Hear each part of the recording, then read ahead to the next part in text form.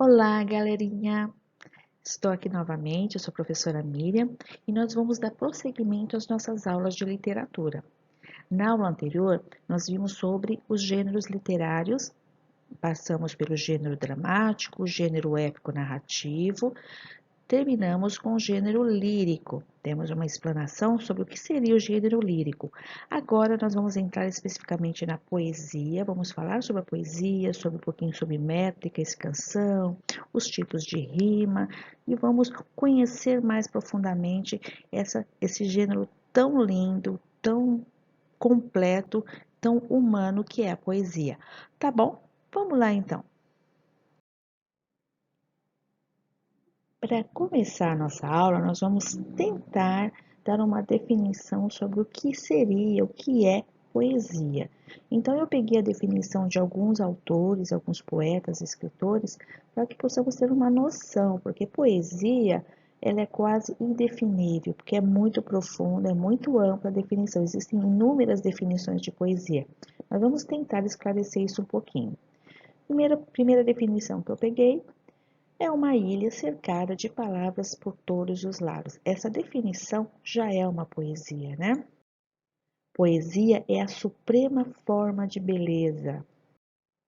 Pode ser também criação rítmica da beleza. Olha que lindo. Uma viagem ao desconhecido, por que não? Ou uma permanente hesitação entre o som e o sentido. Talvez um fingimento deveras. Ou era indefinível, porém definidora. Enquanto o sonho é pessoal e só comove ou impressiona quem sonhou, o poema tem de comover ou impressionar, se não todas as pessoas, pelo menos aquelas cuja sensibilidade foi aprimorada pela leitura regular da poesia. José Paulo Paes. Lindo, né, gente? Embora seja longo, eu faço questão de ler esse texto, essa definição feita por Marisa Lajolo. Um poema é um jogo com a linguagem. Compõe-se de palavras, palavras soltas, palavras empilhadas, palavras em fila, palavras desenhadas, palavras em ritmo diferente do dia a dia. Além de diferentes pela sonoridade e pela disposição na página, os poemas representam uma maneira original de ver o mundo, de dizer coisas. E agora ela define o que é um poeta. Poeta é, assim, quem descobre e faz poesia a respeito de tudo, de gente, de bicho, de planta, de coisas do dia a dia, da vida da gente, de um brinquedo, de pessoas que parecem com pessoas que conhecemos, de episódios que nunca imaginamos que poderiam acontecer e até a própria poesia. Ótima essa definição, né? Bem, eu não poderia deixar de dar aqui a definição mais didática do que é poesia. Poesia é um texto literário, pode ser em prosa ou em verso, não somente verso, que se caracteriza pela linguagem sugestiva, conotativa, lembra, linguagem figurada, metafórica, criativa, inusitada, chamada de função poética. Aí vocês podem me perguntar, professora, onde está a poesia? E eu posso responder onde está a poesia usando a palavra de outros autores, de outros poetas. Ela está na emoção recolhida em tranquilidade, ou em o que o meu inconsciente me grita, ou ainda, ela está na miragem que em mim mira, ou na descoberta das coisas que eu nunca vi, e ainda na estrela que leva a Deus. Olha que coisa linda! Onde está a poesia, então? Ela está em toda parte.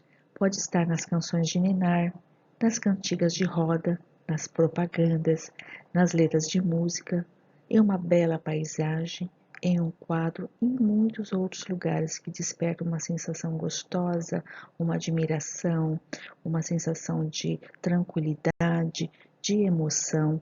Tudo isso é poesia. Poesia não é letra, poesia é sensação. A poesia encontra o seu núcleo no poema, feito e trabalhado precisamente para consegui-la. A partir do poema, eu expresso a poesia. Vamos ver daqui a pouquinho o que isso quer dizer. Diante disso que eu falei, com certeza vocês vão querer saber qual a diferença entre poesia e poema. Professora, não é a mesma coisa? Eu digo para vocês, não, não é a mesma coisa. Vamos ver. A poesia origina-se da palavra grega poiesis, que significa ação de fazer algo. Ela é norteada por características específicas, cuja finalidade se pauta pelo provocar de sentimentos e emoções. Então, a poesia é a sensação que você sente. Quando você vê algo, uma paisagem, por exemplo, você sente aquela sensação de encantamento, aquela sensação de tranquilidade, de sossego, essa emoção que você sente quando você vê aquela paisagem, quer dizer que aquela paisagem é uma poesia, ela te traz, ela te provoca esses sentimentos. Mas eu posso concretizar essa poesia, eu posso concretizar esse sentimento. Ao ver uma paisagem, eu me sinto tão efusiada, tão emotiva, tão feliz ao ver aquela paisagem, eu posso transformar essa emoção em palavras. Quando eu transformar essa emoção, essa ação de fazer algo em palavras, de sentir algo, eu vou fazer um poema. Poema significa o que faz. Então, o poema é a concretização da poesia, feita pelo poeta que a manifesta por meio de palavras de efeitos sugestivos e simbólicos, sonoridade, musicalidade, ritmo, versos e estrofes. Aquela sensação que eu tive ao ver aquela paisagem, ou ao ver o sol, ou ao ver um quadro, eu consigo transformar, passar aquela sensação em palavras. Eu transformo o sentimento, a emoção, a poesia em um poema. Ok? Vocês conseguiram entender essa definição? Então, a poesia é a sensação, é o sentimento, aquilo que me desperta aquele sentimento. O poema é a concretização em palavras daquele sentimento. É quando eu passo para o papel aquele sentimento que aquela poesia evoca. Ninguém melhor que Carlos Drummond de Andrade para nos ajudar a entender o que é a poesia, o que é o poema. Dê uma olhada nesse poema. Gastei 1 hora pensando um verso que a pena não quer escrever. No entanto, ele está cá dentro, inquieto, vivo. Ele está cá dentro e não quer sair, mas a poesia deste momento inunda minha vida inteira.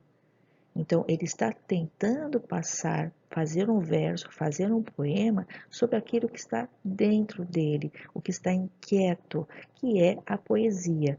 Então, ele quer passar para o papel um sentimento, a poesia, e esse passar para o papel é o fazer o poema. O pensar em um verso é fazer o poema, escrever, transcrever, concretizar a poesia. Nesta aula, nós vamos conhecer a parte concreta da poesia, ou seja, o poema. Quais são os seus elementos constitutivos, qual é a sua composição. O primeiro elemento muito importante dentro de um poema é o eu lírico, ou também chamado de eu poético. O eu lírico é aquela voz que fala no poema. E essa voz nem sempre corresponde à do autor. Essa voz é aquela que você se identifica, que você, quantas vezes você está lendo um poema, você fala, nossa, parece que sou eu pensando, parece que sou eu falando. Então, essa voz nós chamamos de eu lírico. Aqui eu tenho um poema de Fernando Pessoa, que exemplifica bem isso. O poeta é um fingidor, finge tão completamente que chega a fingir que é dor, a dor que devera sente. Embora eu já tenha abordado isso quando eu falei sobre gênero literário lírico, é bom reforçar novamente, tá? Dentro de um poema, o eu lírico pode aparecer na forma feminina, mesmo se o autor for o sexo masculino, ou vice-versa. Eu tenho um eu lírico masculino e uma poetisa que o fez, o elaborou. Eu tenho um exemplo aqui do um poema de Chico Buarque de Holanda. O autor aqui é masculino. E tantas águas rolaram, quantos homens me amaram bem mais e melhor que você. Quando você me quiser rever, já vai me encontrar refeita, pode crer. Então observe que nessa letra de música, nesse trecho de letra de música, o eu lírico dessa poesia é o eu lírico feminino. E já vai me encontrar refeita. Nós temos aqui o indicativo do eu lírico feminino, mas o autor é Chico Buarque de Holanda, masculino. Um segundo elemento muito importante da constituição de um poema é o verso, que nada mais é do que cada linha do poema, e ele vai se organizar em estrofes. Nós estamos abordando aqui a concepção clássica de um poema. Sabemos que existe poema em prosa, não somente em verso, mas a grande maioria é em verso. Aí, mais uma vez, vocês me perguntam, professora, qual a distinção, qual a diferença entre prosa e verso? Bem, os textos em prosa apresentam uma característica marcante. As linhas são contínuas e se agrupam em parágrafos, como esse que está dispondo aqui no texto. Quando você lê uma carta, uma crônica, uma notícia, uma reportagem de jornal, um conto, um romance, você está lendo um texto em prosa, que tem essa característica de parágrafo, né? Ela tem uma disposição em parágrafos. Isso é um texto em prosa, ok? E o texto inverso? Nos textos inversos, as palavras são dispostas graficamente em linhas descontínuas. Essas linhas descontínuas são chamadas de versos. Pessoal, nós vamos ver agora alguns tipos de verso. É importante ressaltar que a poesia, que o fazer poesia, o poema, ele é feito pelo ser humano. Existem N formas de fazer. Então, o que nós vamos fazer aqui é trazer uma abordagem didática sobre os tipos de poesia que existem, tá? Os tipos de poema, de verso que existem. Então, o primeiro tipo de verso dentro de um poema é o verso medido ou tradicional. É aquele verso em que tem o mesmo número de sílabas em toda a estrofe ou em todo o poema. Então, todos os versos daquele poema têm o mesmo número de sílabas. Não são sílabas gramaticais, são sílabas poéticas que nós vamos ver daqui a pouco. Um exemplo: tu és um sonho querido de minha vida infantil. Desde esse dia me lembro, era uma aurora de abril. Observe que se você for fazer a contagem de todos esses versos, cada linha aqui é um verso. Todos esses versos têm o mesmo número de sílaba poética. Outro tipo de verso é o verso branco ou solto, que são aqueles versos que não apresentam rima. Embora muitas pessoas achem que é obrigatório ter rima no poema, não é. Existem muitos poemas muito bonitos que não possuem rima, mas dão o recado completo. Tem aqui um trecho de Mário Quintana, que é um dos meus autores favoritos. Antes, todos os caminhos iam, agora todos os caminhos vêm. A casa é acolhedora, os livros poucos, e eu mesmo preparo o chá para os fantasmas. Observe a ausência de rima nesses versos. Um outro tipo de verso são os versos livres. São versos que não obedecem aos preceitos da versificação tradicional em relação à métrica e ao ritmo. Então, são versos que não há preocupação de terem uma forma fixa em relação ao número de sílabas poéticas. Temos aqui o poema de Ferreira Goulart, que diz: o preço do feijão, não cabe no poema o preço do arroz, não cabe no poema, não cabem no poema o gás, a luz, o telefone, a sonegação do leite, da carne, do açúcar, do pão.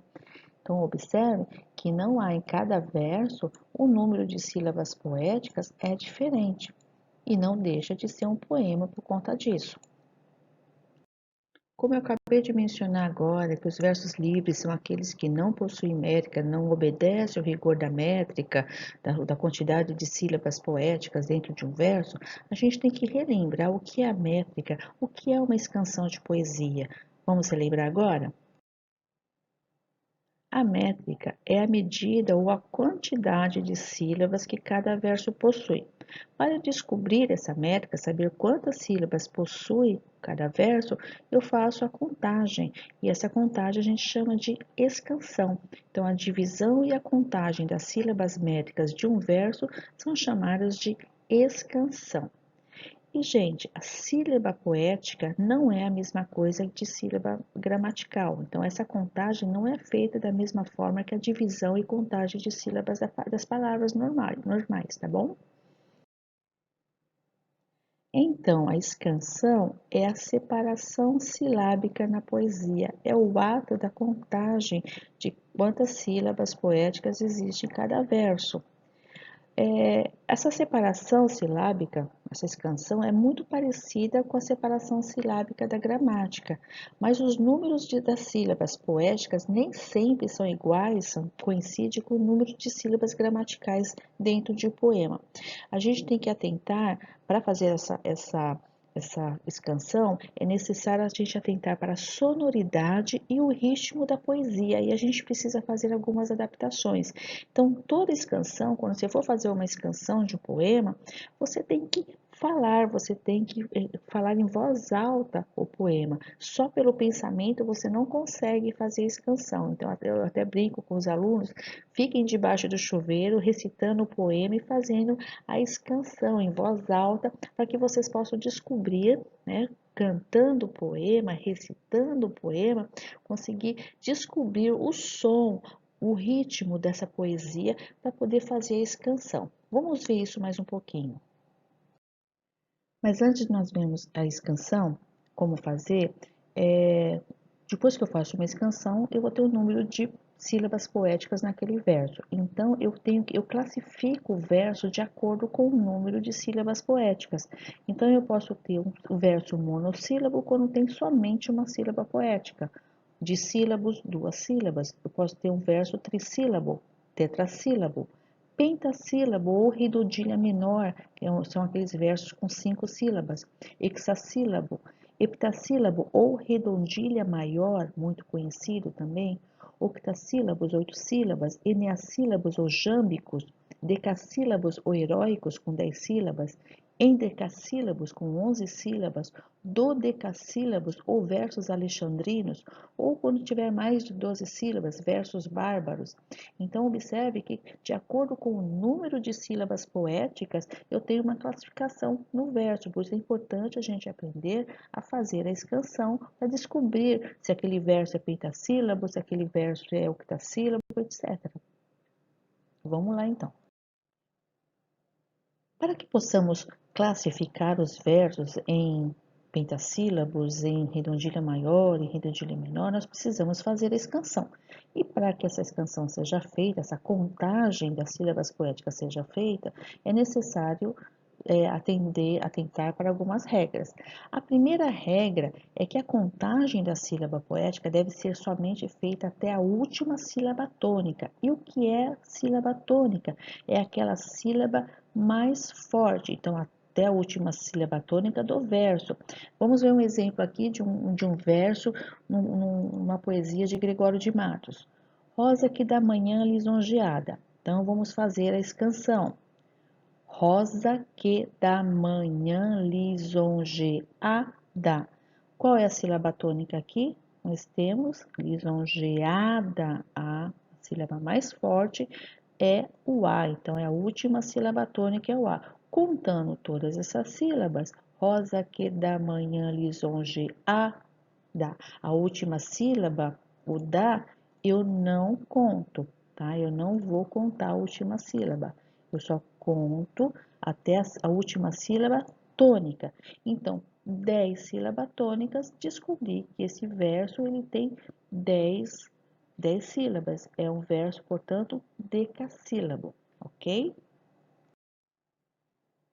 Mais uma regrinha muito importante na hora de você fazer esse canção. Você deve unir numa só sílaba lembra que seria só um som, numa só sílaba, a última sílaba da palavra que termine com uma vogal forte e a primeira sílaba que começa com uma vogal fraca, ou vice-versa. E os ditongos no verso têm valor de uma só sílaba poética. Vamos ver na prática isso. Um trecho de um poema de Gonçalves Dias, onde canta o sabiá. Então vamos lá. Se eu fazer a contagem gramatical das sílabas, eu vou ter 8 sílabas gramaticais.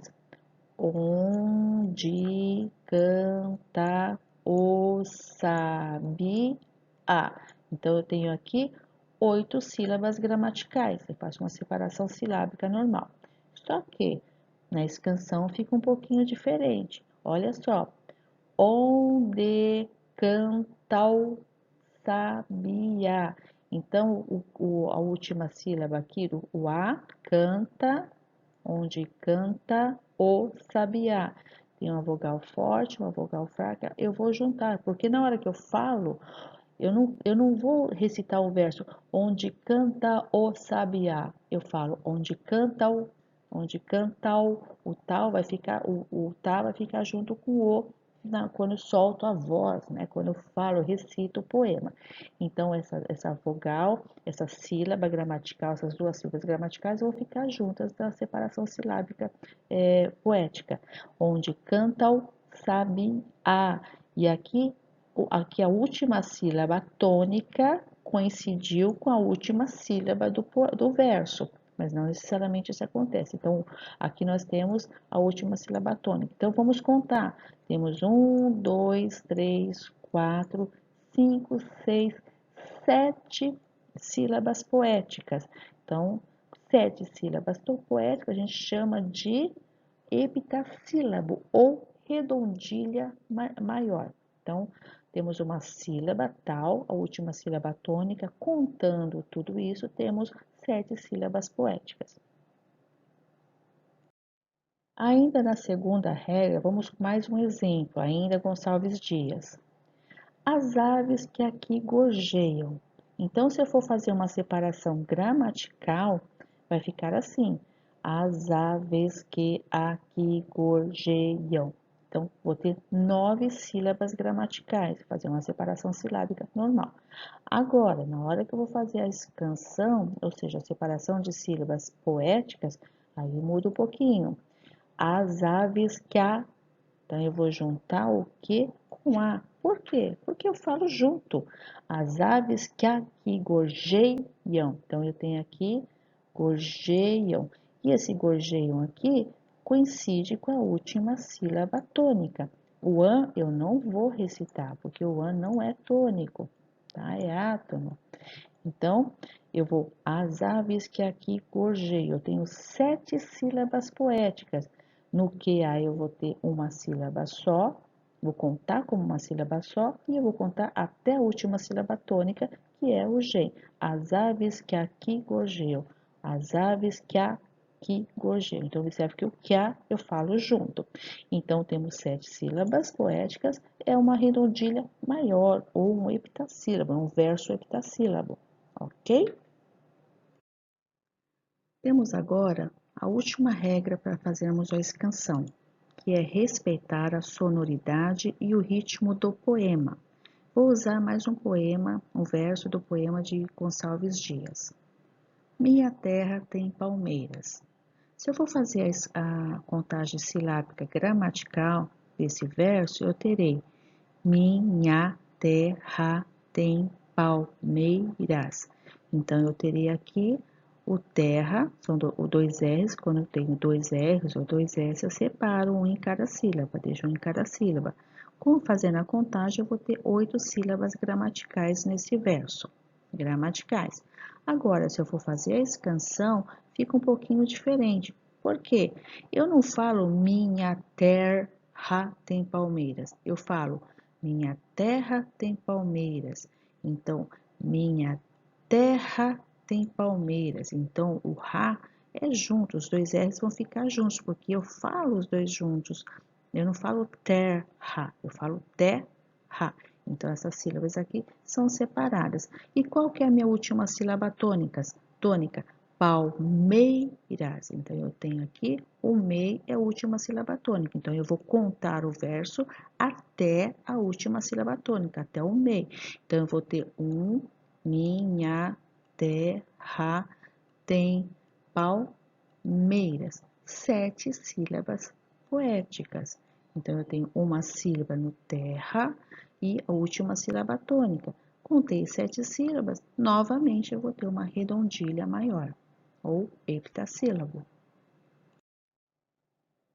Aqui vocês têm uma visão geral da primeira estrofe da Canção do Exílio de Gonçalves Dias. Nós vamos fazer por verso a separação gramatical e depois a escansão, a separação em sílabas poéticas.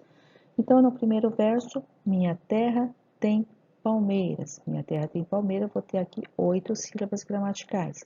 Se eu fazer a escansão, eu vou descobrir que minha terra, o Rá vai ser junto, e onde está a sílaba tônica? Palmeiras. Então, eu vou ter 7 sílabas poéticas. Segundo verso, onde canta o sabiá. 8 sílabas gramaticais. Se eu fizer a escansão, onde canta o sabiá, porque ao recitar o poema, eu não separo essas sílabas, tá? Então, onde canta o sabiá.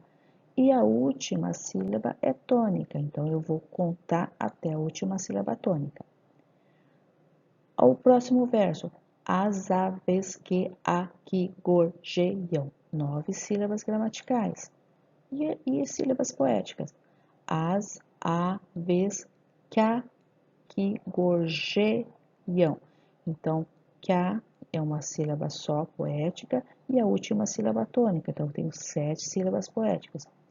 Não gorjeiam como lá. 7 sílabas gramaticais, não gorjeiam como lá. Observe que aqui coincidiu o número de sílabas poéticas com o número de sílabas gramaticais.